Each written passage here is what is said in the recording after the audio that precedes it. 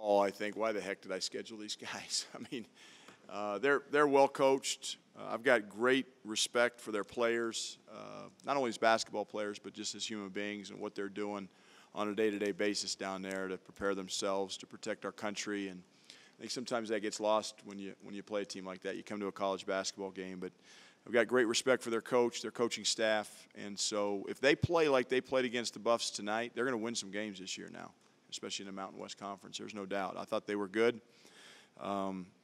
Obviously, they really shot the ball well in the first half. I wasn't happy with our three-point line defense in the first half. We did a much better job of that in the second half. But, again, a lot of respect for Air Force. It's a good win. It's hard to win college basketball games, especially in November and especially with a young team. So we continue to keep taking care of business, but we have to get better. And next Saturday at 11 a.m., we have to be ready to play because Colorado State will be a great challenge for us. Coach, you talked about the three-point defense this week, and obviously that seemed to be lacking in the first half. Was there any, adjustment at the break? I think, I have to look at myself as a coach. Did we have a great week of practice? The answer is probably no. That's probably on me. I need to do a better job with these guys, a young team, staying on them, staying in them, not letting them get fat and happy. Thanksgiving week, you want to give them some time. It is 2 games in 2 weeks. It's a long season, but just mentally we got to keep sharper. Air Force basketball offensively is predicated on 2 things. Number 1 is back-cut layups for 2-point shots and 3-point shots behind the arc. There are not a lot of mid-range shots that Air Force gets. We did a great job of taking away their back cuts. In the second half, we did a pretty good job of taking away their threes. They only had 3 of them. But in the first half, we took away their back cuts, but we didn't guard the 3-point line for anything. I thought we were lazy, we were soft, we didn't communicate. And I think 1 of their 8 makes in the first half was contested. The other 7 were wide open, helping off shooters in the corner, which we're not supposed to do, not aggressively switching handoffs, which we're supposed to do. I will say this, we didn't have a great week of practice. I do think we had a great week, 2 days of preparation for Air Force. Coach Greer did a great job on the scout. There's nothing that they ran that we hadn't seen, that we hadn't prepared for, but we didn't always execute it defensively, especially in the first half. Second half, I thought we were much better.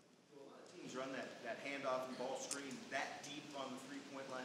No, not everybody. No. I mean, this Princeton, we're going to see this same stuff when San Diego comes to town. I mean, this will be a great prep for us. This was a good win. This was a good win because it was hard fought. It didn't come easy. It's going to prepare us for that San Diego game, whenever that is. I just know when the next one is, but we're going to see this again.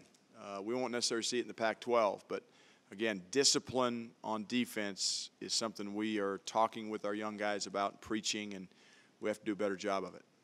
Offensively, 3 assists, 9 turnovers in the first half, then 13 assists on 15 makes in the second half. Absolutely. Were you impressed with the way these guys bounced back? And we talked, Pat mentioned halftime adjustments. Everybody calls them adjustments. I mean, I don't know if we adjusted, but we talked about here's the game right now in the first half. We're down 1. We have 9 turnovers and 3 assists, okay? And they have 24 of their 34 points from behind the arc. So the 2 things we have to do a better job of, we have to share the ball better, take care of the ball better. That takes the assist-turnover ratio into account. And we got to guard the 3-point line better. We did both those things coming out in the second half, and everybody said, great adjustments. I don't know what adjustments we made. We just executed what we're supposed to execute better. I mean, that's really what it comes down to. And because, again, adjustments are in the game. Maybe they weren't running this, we better adjust to it. Or they're hurting us on this ball screen coverage, we better adjust our ball screen. We didn't adjust anything. We just executed better. Coach, George, 2 straight games of 25. Yeah. Career high in rebounds tonight. Is this the best basketball George King has played here? He was a beast tonight. I mean, he was an absolute beast on the boards. He let the game come to him. The best thing about his 25 points is they came on 13 shots. Great efficiency, I think McKinley's 19 points came on 9 shots. So it's not like he's not a volume shooter. He's playing very efficiently. That's what we need to do, is we need to be more efficient offensively. And, the comment about the 13 assists in the second half versus the 4 assists in the first half, ball game.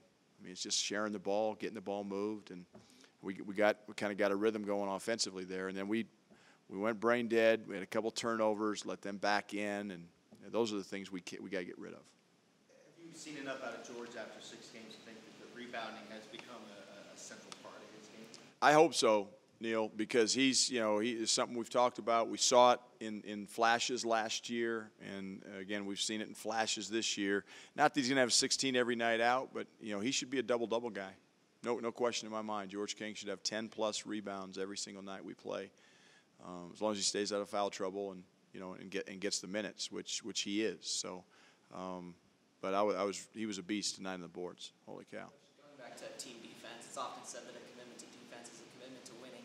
What's your assessment of this group's effort through 6 months? I think it's good. I do. I think it's good. I think the mistakes we're making are correctable mistakes. They're not necessarily effort mistakes. I do think we were a little out of shape tonight. McKinley looked really fatigued. Torrey looked really fatigued at times. There was a stretch in that second half between that 12-minute timeout. The 12-minute media timeout didn't come until 8.5 minutes on the clock, and it was up and down, up and down. The whistle wasn't blowing. We have a drill that we run for exactly that reason, and we had some really tired dogs out there. But our guys are committed to defense. We just have to be committed for 40 minutes. And, again, the margin for error that you have as your schedule unfolds goes down. Next Saturday at 11 o'clock in Fort Collins, our margin for error goes down. So we got to get better, and we need to be better for longer stretches. This is a young team. We're going to make mistakes. We can't let the one mistake turn into 2 and 2 to 3, and that's where things can kind of snowball on you. McKinley didn't have his best night, I guess, and he assists a turnover. No. What does it say about him? His 6th collegiate game. It doesn't affect any other parts of his game. He's getting the free throw line, shooting the ball well. Because McKinley's tough-minded, and he knows that he over-penetrated some tonight. I think he was maybe playing for the whistle instead of to the whistle, something we talk about with our guys. You don't drive in there expecting the whistle because the whistle may not come. And for him, it didn't come tonight. Well, if it doesn't come, you got to put it in a hole, or you got to jump stop and get it moved. And he got himself in some trouble tonight. But 5 turnovers, they have to get better, and they will. He was a catalyst, I thought, when we kind of opened it up offensively, his ball screen reads. And we had some guys that didn't play their best tonight, and we still won. And the beauty of this team, is I think we go 10 deep. Lucas gets back, we'll be able to go 11 deep. There are a lot of choices. So if a guy isn't playing real well, I can go to somebody who maybe is that night. Not the response from Dom. 2 minutes in the first half, 2 fouls, a turnover. Yeah. He comes back 8 points in the first 12 minutes. And look, I was really frustrated for Dom. I think everybody in the building was frustrated for Dom tonight. He just has something about him that just attracts whistles, I guess. I don't know. I'm hoping it's not going to be every night, but certainly he's got to play smarter. The 2 fouls he made in the second half are on him. One of the ones in the first half was a cutting foul. I think it was his second foul. It was just a tough call, tough whistle. You're going to have some of those. So you have to control the ones you can control, and that's where he has to show strides of improvement. But I was proud of Dom in terms of staying focused, staying into it mentally, and he did give us some good minutes there in the second half. And it was a tough night for him. I felt as bad for Dom as Dom felt for Dom, and I think everybody else felt for Dom. But again, it's going to be. That's why Deleon Brown and those guys coming. Deshaun Schwartz came off the bench, played some really good minutes for us in the second half. Says a lot about this team, where your senior guard can have a really off night and respond. Yeah, it's funny that the emphasis here's the emphasis for officials right now is traveling, okay, and illegal screens. And, we had 2 illegal screens calls. When we're actually just cutting, we're not even supposed to screen on the plays. We got illegal screens. And then, we're supposed to set screens on other plays, and we're not. So screening is not an issue for us. We just have to play smarter as players. We have to adjust better. And the guys that can do that will stay out of foul trouble, stay on the floor. The guys that can't will be on the bench in foul trouble. What do the young guys need to learn this week about the atmosphere they will find in Fort Well, Collins? they number one, you better put your hard hat on. That's the first thing they got to learn.